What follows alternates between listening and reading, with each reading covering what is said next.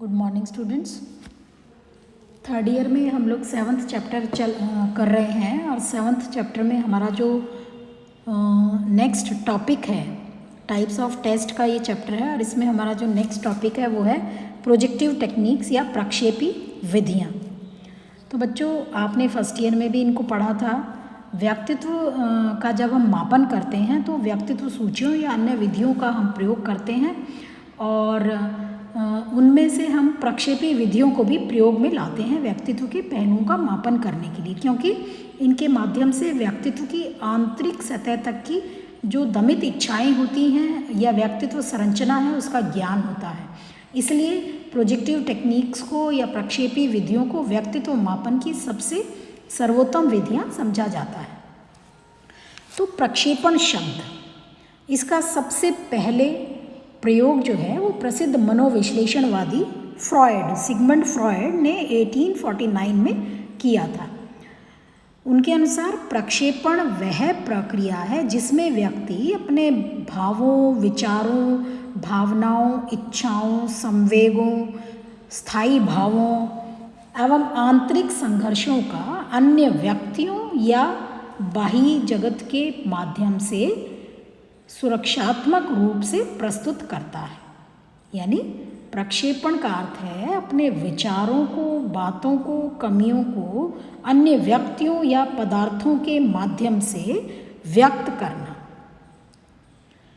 Warren ने भी इसकी एक परिभाषा दी कि यह वह प्रवृत्ति है जिससे व्यक्ति बाह्य जगत में अपनी दमित मानसिक प्रक्रियाओं का प्रक्षेपण करता है। मैकडोनाल्ड लैडल ने भी इसको परिभाषित किया। प्रक्षेपण एक ऐसी मनोवैज्ञानिक रचना है जिससे व्यक्ति दूसरों पर ऐसी भावनाओं और संवेगों को प्रक्षेपित करता है जिनका उसने दमन कर लिया है। तो इस तरह से प्रक्षेपण क्या है? अपने मन के विचारों को, भावों को दूसरे व्यक्ति, वस्तु या पदार्थ के माध्यम से व्यक्त करना, बाहर निकालना।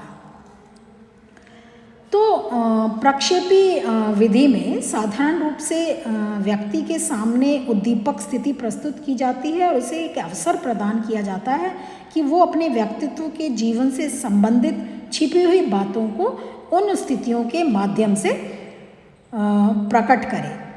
तो ये जो विधियां हैं, जो प्रक्षेपी विधियां हैं, इनका संबंध व्यक्तित्व के अचेतन पक्ष से होता है। यानी जो उसका अनकॉन्शियस है उससे इसका संबंध होता है और ये प्रक्षेपी विधियां व्यक्ति के चेतन व्यक्तित्व से संबंधित सूचनाएं प्रदान करने के अतिरिक्त अचेतन स्तर पर दबी हुई आंतरिक भावनाओं और व्यक्तित्व संरचना का मापन करती हैं। मुख्य रूप से ये व्यक्ति के अचेतन मन का मापन करती हैं, जो कि संपूर्ण मन का 9/10 भाग होता है।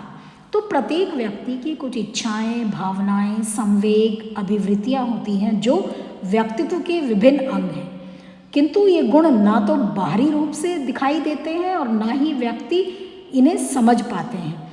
इसलिए इन गुणों के अभाव में व्यक्तित्व का मूल्यांकन करना केवल व्यक्तित्व के बाहरी पहलुओं के विषय में जानना होगा।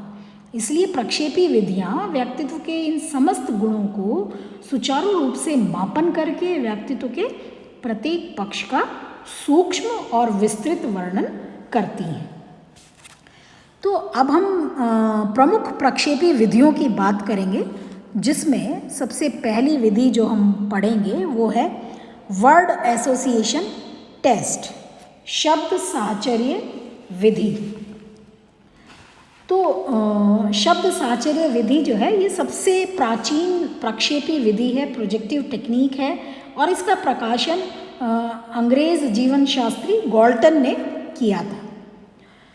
शब्द साहचर्य को एक अत्यंत ही सरल और उपयोगी प्रक्षेपी विधि माना जाता है और इसका प्रयोग लेकिन बहुत सीमित होता है। बहुधा इसका प्रयोग हम अन्य प्रक्षेपी विधियों के पूरक के रूप में करते हैं। इस विधि में व्यक्ति के सामने उद्दीपक शब्दों की श्रृंखला को एक सूची के रूप में प्रस्तुत किया जाता है तथा व्यक्ति के स्वतंत्र शाब्दिक उत्तरों को उसके भाव सहित अंकित किया जाता है। व्यक्ति उत्तर देने के लिए इसमें स्वतंत्र होता है। चूँकि यहाँ पर व्यक्ति को एक शब्द का उत्तर देने के लिए पूर्ण स्वतंत्रता होती है, इसलिए उसका व्यक्तित्व के लिए महत्व या उन शब्दों से उसके संवेगात्मक विघटनों का पता लगता है। तो गॉल्टन ने सबसे पहले 1879 में इसका प्रकाशन किया था। उन्होंने 75 शब्दों की एक सूची का निर्माण किया जिससे व्यक्तित्व का बोध हो सकता था। बाद में प्रयोगात्मक मनोवैज्ञानिक वुंट ने अपनी प्रयोगशाला में इस विधि का प्रयोग किया। वुंट ने बच्चों 1879 में सबसे पहले प्रयोगशाला बनाई थी लिप्जिग विश्वविद्यालय में। उन्होंने असंबंधित शब्दों की एक श्रृंखला के रूप में शब्दों को प्रस्तुत किया, जिसमें व्यक्ति को शब्द सुनते ही पहले शब्द के रूप में प्रत्युत्तर देना होता था। और इसके बाद इस विधि में आवश्यक सुधार करके फ्रॉयड ने स्वप्न विश्लेषण की विवेचना की तथा मनोविश्लेषण के एक सामान्य इसको यंत्र के रूप में, एपरेटस के रूप में इसका प्रयोग किया। इसके अलावा युंग ने संवेगात्मक मनोग्रंथियों का पता लगाने के लिए शब्द साहचर्य विधि को पूर्ण रूप से विकसित किया और शब्द साहचर्य के संबंध में उन्होंने अपना मौलिक कार्य किया। इसलिए आज जितने भी शब्द साहचर्य परीक्षणों का निर्माण हो रहा है, उनका आधार जो है वो युंग का शब्द साहचर्य परीक्षण है। और इस परीक्षण में 100 शब्दों की सूची होती है। इस विधि में सब्जेक्ट के सामने एक उत्तेजक शब्द प्रस्तुत किया जाता है और उससे कहा जाता है कि वह उस शब्द को सुनते ही उस शब्द को रिकॉल करे या उस शब्द का वर्णन करे, उसके मन में जो भी आए तो इस क्रिया को वो शीघ्रता से करे। और युंग की इस विधि से जो है संवेगात्मक मनोग्रंथियों का अध्ययन किया जाता है। इसके अलावा गुड एनफ का नाम भी इम्पॉर्टेंट है। वर्ड एसोसिएशन टेस्ट में उन्होंने इस विधि को प्रयोग में लिया और जीवन के विभिन्न क्षेत्रों में इस विधि का प्रयोग व्यापक से किया जा रहा है। तो इस तरह से ये वर्ड एसोसिएशन विधि जो है वो व्यक्तित्व मापन की एक इम्पॉर्टेंट विधि है, लेकिन बहुधा बहुत अधिक इसको प्रयोग में नहीं लिया जाता।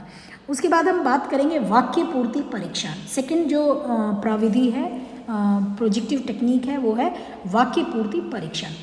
इस परीक्षण में कुछ अपूर्ण वाक्य दिए जाते हैं जिनकी पूर्ति करने के लिए व्यक्ति को निर्देशन प्रदान किए जाते हैं और इसमें परीक्षणकर्ता एक एक करके प्रत्येक अधूरे वाक्य को पूरा करने के लिए व्यक्ति को निर्देशित करता है। उन अधूरे वाक्यों को बोलता जाता है और प्रयोज्य उसे सुनते हुए वाक्य को तुरंत पूरा करने का प्रयास करता है। इस प्रकार के परीक्षण की रचना बौद्धिक योग्यता का मापन करने के लिए की गई। एबिंगहॉस ने 1897 में बौद्धिक योग्यता का मापन करने के लिए इस परीक्षण की रचना की। बाद में व्यक्तित्व का मापन करने के उद्देश्य से इस परीक्षण को पूर्ण रूप से विकसित किया। और जो सबसे अधिक सराहनीय कार्य जो मनोवैज्ञानिक थे वो थे जूलियन रॉटर्स। उन्होंने 1950 में सराहनीय कार्य करते हुए 40 अपूर्ण वाक्यों का विभिन्न चिकित्सकीय कार्यों में और अन्य व्यवहारिक क्षेत्रों में इस विधि को प्रयोग में लिया। इस परीक्षण में शब्द साहचर्य विधि के समान ही कुछ अपूर्ण वाक्यों को सुनकर या देखकर तुरंत सब्जेक्ट को उसकी पूर्ति करनी होती है। जैसे मान लीजिए, मैं प्रसन्नता का अनुभव करता हूँ जब डैश डैश डैश, ये फिल इन द ब्लैंक्स है। अब आप इसको आगे इसकी पूर्ति कीजिए, आपको जो भी मन में विचार आ रहा है। या मेरी असफलता डैश डैश डैश, तो मेरी असफलता का क्या कारण है या क्यों है, ये सब जो मन में आपके विचार आ रहा है उसको आपको बोलना है। तो इस परीक्षण में सब्जेक्ट को यदि वाक्य की पूर्ति के लिए सोचने का समय नहीं दिया गया तो उसकी अचेतन भावनाएं जो हैं वो बाहर आ जाती हैं और उनका निरूपण होता है। तो इसके माध्यम से व्यक्ति को आकांक्षा, आवश्यकता, इच्छा, रुचि, समायोजन का ज्ञान होता है।